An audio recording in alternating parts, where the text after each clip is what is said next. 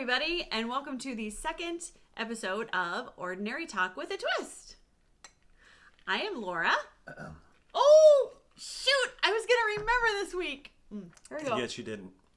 She's Laura. Let her finish her little sip here, and she can get back to what she was saying. I'm Laura. I'm Brad. Welcome back. We know that we have, I'm sure, repeat watchers. Probably many. It's probably hard because the first episode's not even out there yet. So the bonus is, I'm sure that you're watching back to back. And you'll notice that we have like an improved appearance. Yep, we got better lighting. And a better camera. Yeah. So hopefully a microphone that's just as good. Yeah, we don't know. We hope you can hear us. So anyway, episode 2. It's enjoyable. Now, also, we're sad because no guest host this week, but Brad and I got this covered. I think we can handle it. We can. Yeah. How was your week? It's been a couple weeks actually, so. Week's been busy. Coworker's wife had a baby. He's been out. He's going to be out another week. Oh. So it's been Paternity leave. Yeah, paternity leave. Actually, just time off. I mean, I think he took like the company 3 days, and he's taking a little more time, which I don't blame him. You know, I don't either. You only have your first child once. It's nice. Very nice. Yeah, it's very good. Very nice. But it's making me very busy. Yes. My week has been busy. My workplace implemented electronic medical records. And while that makes my job way better, it is also intense just with having computers all over the floor. And so, but it's really great. I love it. As someone whose business was hit by a cyber attack this summer, be thankful for the computers everywhere. Yes. If you have to go to the situation where you're partying like it's 1985 and you're doing everything on paper, it's not fun. And especially when there are very few people left at the company who remember how we did it that way. And we made do, but it was definitely interesting. So yeah. We don't complain about the computers much anymore. Working on computers. It's been cold here. It's like 5 degrees today, so. That was the high, by the way. Thinking of spring. That's That's Fahrenheit for our Canadian listeners, eh? We know we're sure we have some Canadian listeners. That's well below the zero there for you there.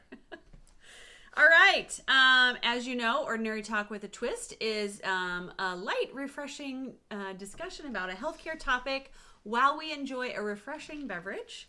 Tonight I am enjoying a Tassel Ridge wine, and Tassel Ridge is here in Iowa, just to the east of Pella.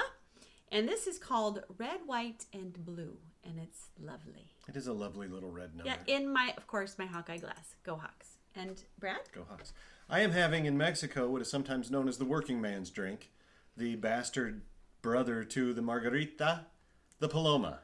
It is a mix of grapefruit flavored soda, tequila with some lime juice, and if you can see in there, look really closely, a little lime wedge.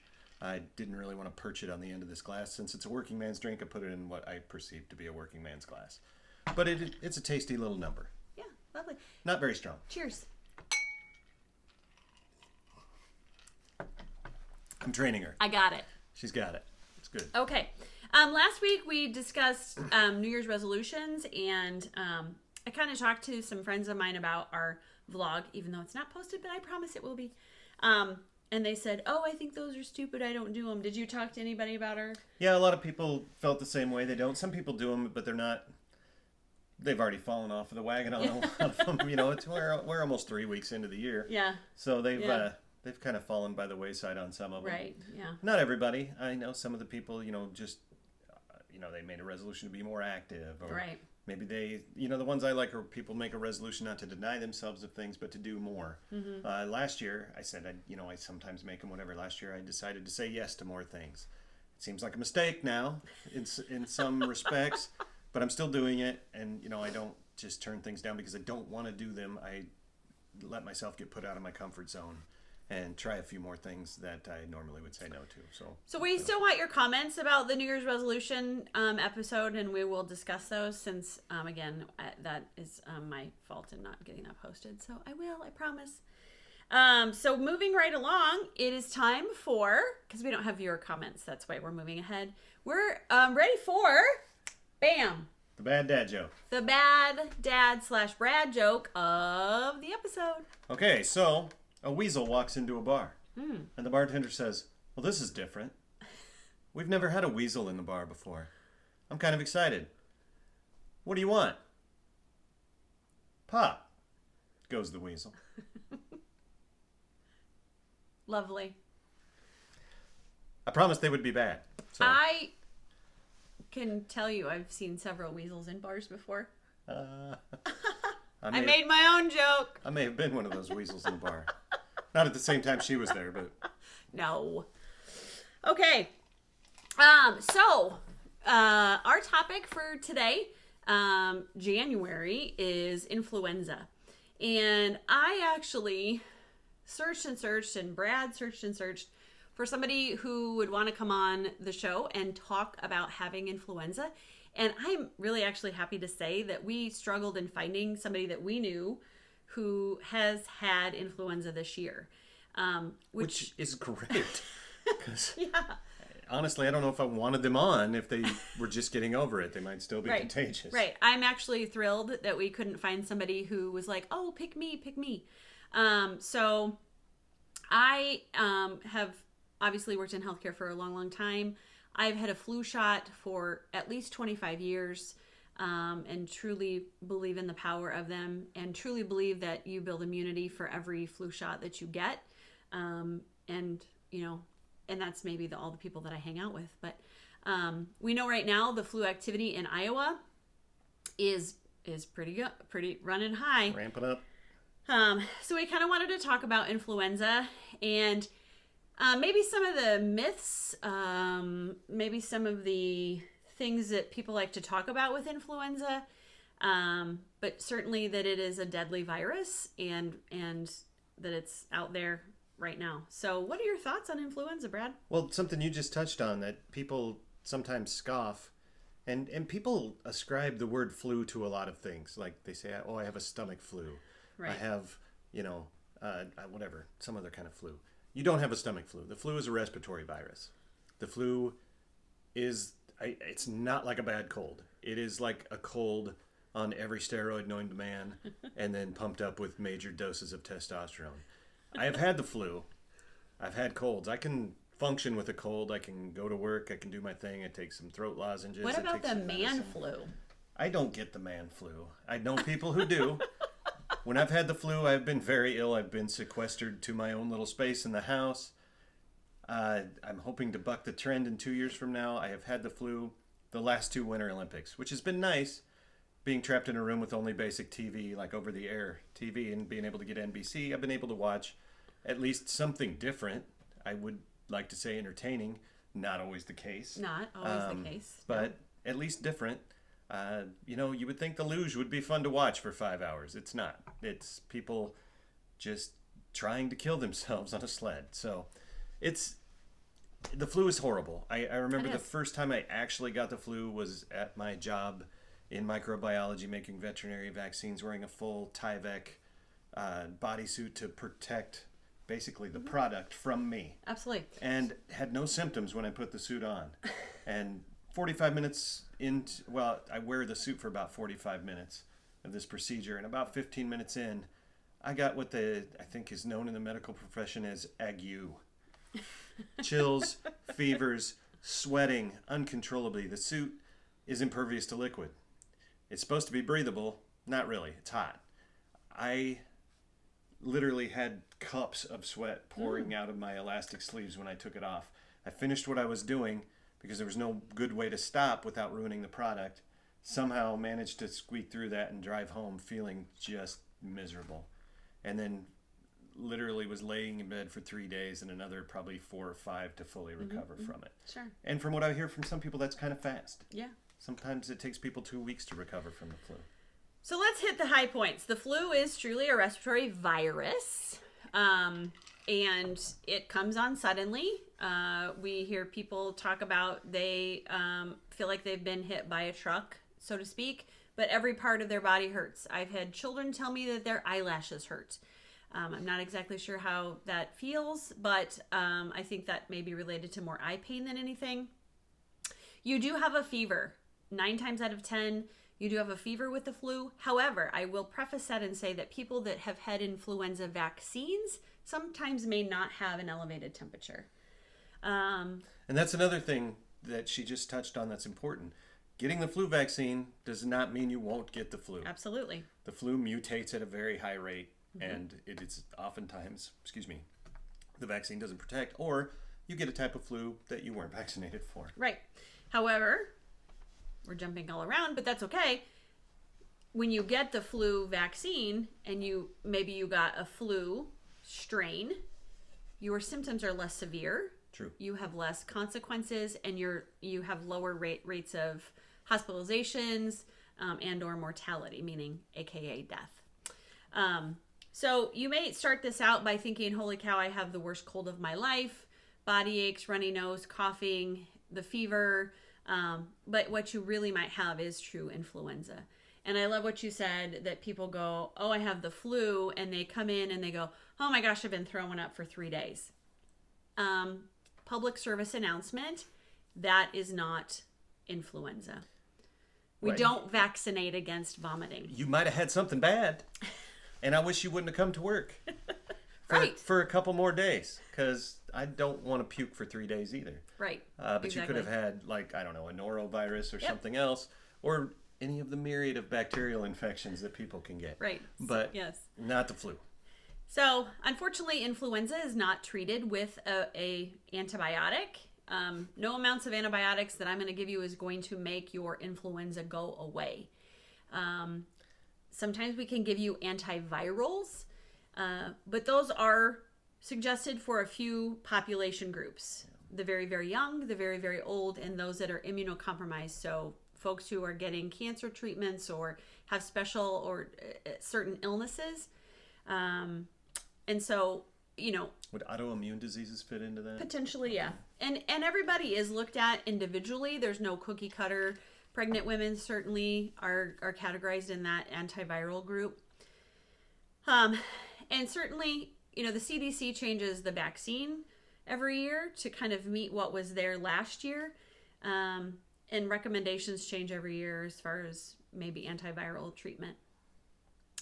So, what we do know is right now it is widespread. It is all across the country. And so I would say, how do you prevent the flu? Well, if you're lucky, you wash your hands. You don't touch things that everybody touches without using hand sanitizer or washing your hands afterwards. You cover your mouth when you cough. You don't stand around somebody who doesn't cover their mouth when they cough. Right.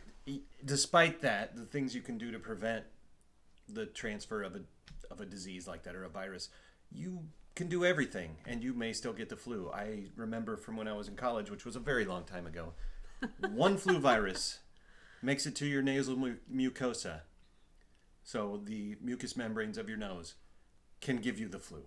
One virus. Many diseases, you have to have a pretty big inoculation for that to happen. One little virus. One little virus can make it into your nose pretty easy. Sometimes you get lucky, sometimes you don't. I know I never want to get it again. I've had the flu shot.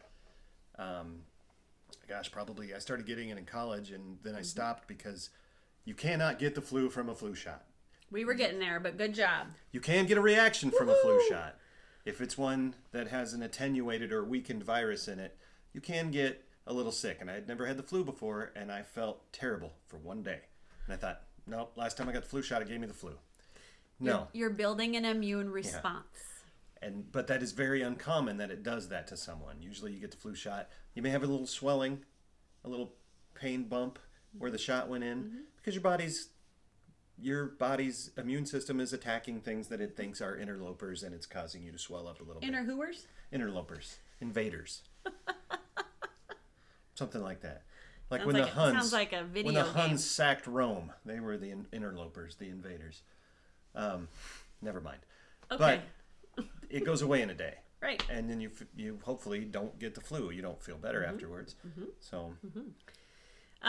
So number one way to prevent getting the flu is the flu shot. And actually repetitive flu shots year after year, you build up immunity, you fight those different strains of the flu from year to year to year, and you get good immunity. And you build an immune response after your flu shot. Number one.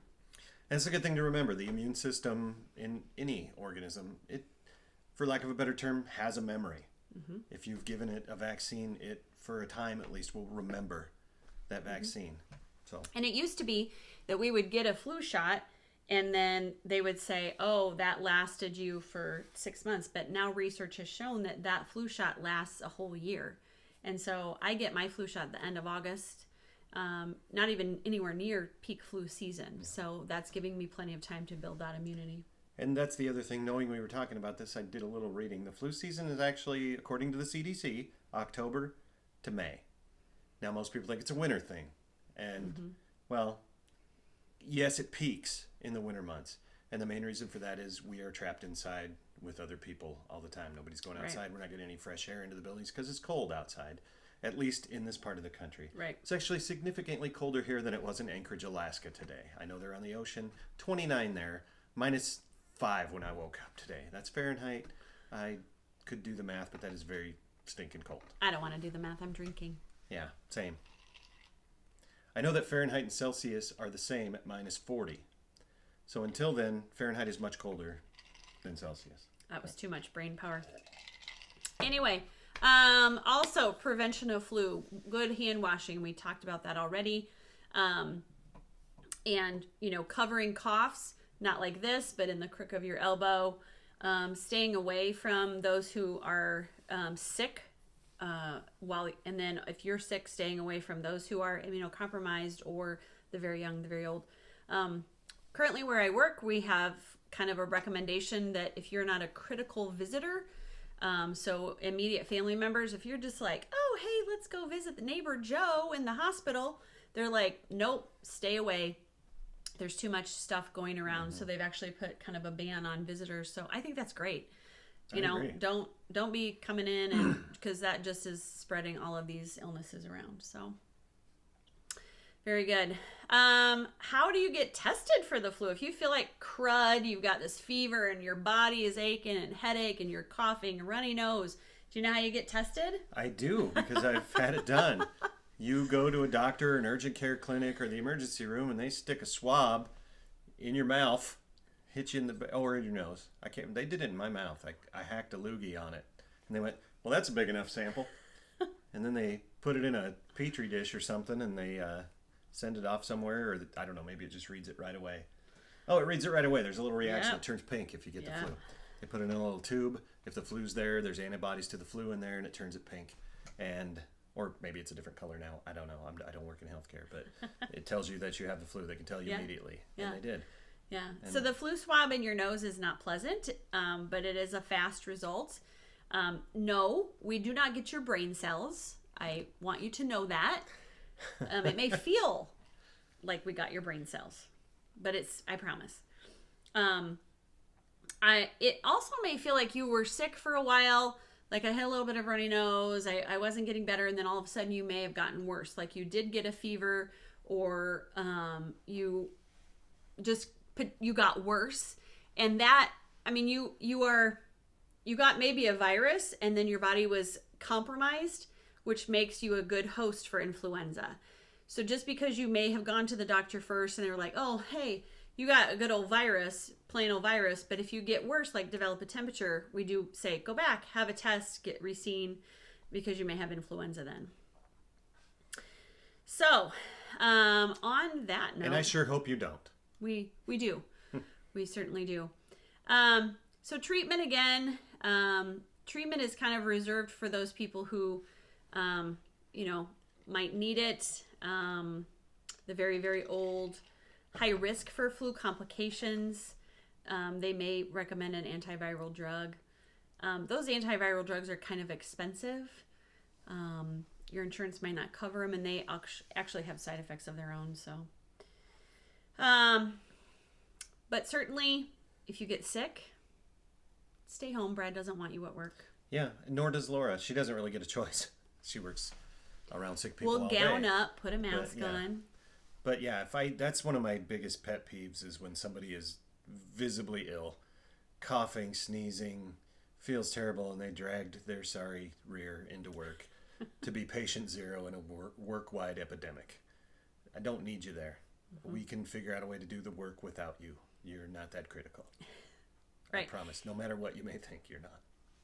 And I know that there are healthcare providers out there who would advocate for you to stay home in that sort of situation. Quarantine yourself for 5 days until you're fever free. We will write you a note, especially if you have a documented influenza test. You know what? We'll happily get you a note to say that you need to stay home and avoid the spread of influenza. So, and if you work in a place where they won't let you stay home for something like that, for goodness sake, you shouldn't be working at that horrible company. I mean, something as contagious as the flu, you are going to give it to everyone.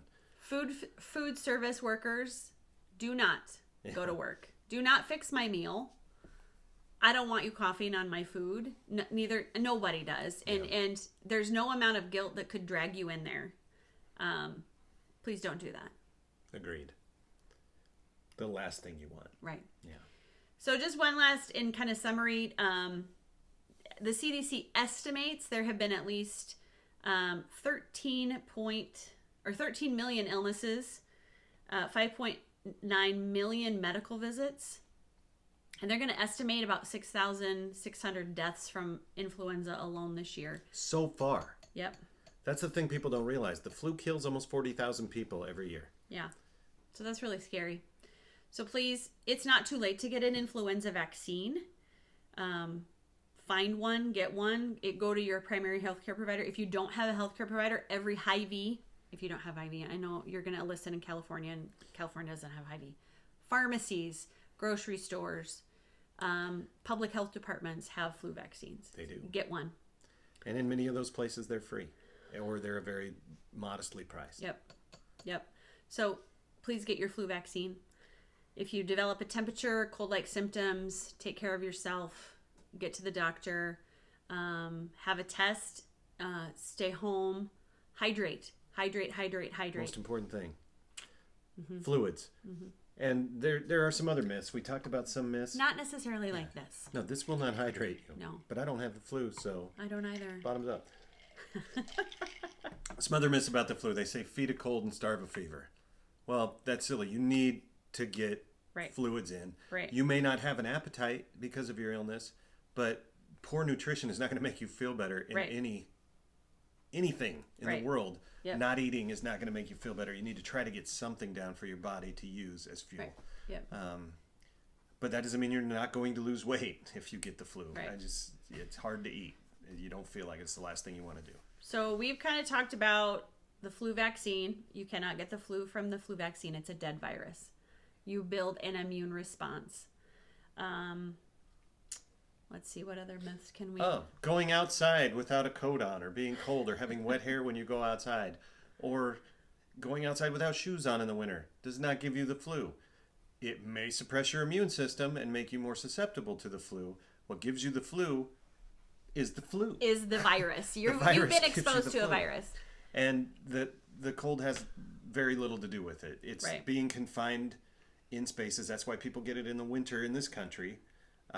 Or other countries too, when they're confined in groups. That's why it usually runs rampant through colleges, dormitories. Mm-hmm. You got a bunch of sweaty post-teenagers, young adults, just walking around in the same area. And and they have and sleep. Taking care of yourself. Good self-hygiene. I'm not talking about taking a shower. I'm talking about getting good rest, having good nutrition, multivitamins, those types of things. Just good all-around health. So. Again, that's why we're doing this vlog. Exactly. Trying to spread some knowledge and have a little fun. Yeah, that's right. So, anyway, if you are not vaccinated yet against influenza in this season, we would highly recommend doing that. If you've come up with yourself being ill, not necessarily the vomiting and diarrhea type virus, which you can go to the doctor with that too, because we don't want you to get dehydrated, but we're talking about the high elevated temperature, the cough, the runny nose. Let's talk about a temperature. All right. A normal body temperature is 98.6. That is the one that is taken underneath your tongue. Now, if you take it in your armpit or rectally, those can be variations. However, I don't take it that way anymore. A normal body variation can go all the way up depending on what kind of clothes you're wearing, whether you've been outside in 5-degree temperatures. But please don't tell me, oh, I normally run a 97-degree temperature, so 98.6 is a fever for me. No, it's not. When you get to 100.5 and above, let's talk about a fever. That ends my public service announcement about fevers. Thank you. And you'll know when you have an actual fever. You will be chilly and sweat. You will. And it's a horrible You'll feel feeling. terrible. You'll feel bad. If you're, and people are different too. She may be 98.6. I might be 97.9. Right. It's normal body variation. It fluctuates. That's what we're talking about. It's different. I might have just run 5 miles, which is highly unlikely. You run 5 miles? No, I said I might have. And that's an endocrine topic, temperatures, which is a whole nother. Yeah, my temperature. That's might a be whole little nother higher drinking right then. subject. So, anyway, any other subjects we need to talk about with the flu? Leave us comments. Please. Again, I will post this. I promise. If you feel like we've Talk missed about our something, lighting. Isn't it wonderful? I agree. It's kind of bright to look at, but it's fun. I don't know that I have a face for camera, and if you can see me better, that might not be a good thing. But there you go. To end the subject, not even the subject, but we'd like to mourn Brad's Viking loss last weekend. You know what? It's okay. I had a celebratory beverage last night when the Packers got beat by the 49ers. So Anyway, that's a damn good football team right there. in a couple of weeks, we'll have a Super Bowl. We'll probably have a vlog about something there. Anyway, this ends episode 2 of Ordinary Talk with a Twist. Please leave your comments, suggestions, and any other... Oh! Shoot. Thought we had her. Wow, he was really loud. Sorry for that noise, everybody, but I had to get her attention. Please leave your comments, suggestions, or any other... whatchamacallits. Any of your know-it-all comments? And you again, want to leave those? We'll hi, take them. Mom. Hi, Mom. In the comments below, and we'll see you next week. Everybody have happy, healthy, and drink up. Cheers. Stay classy, everybody. Oh, we gotta do this again. Okay.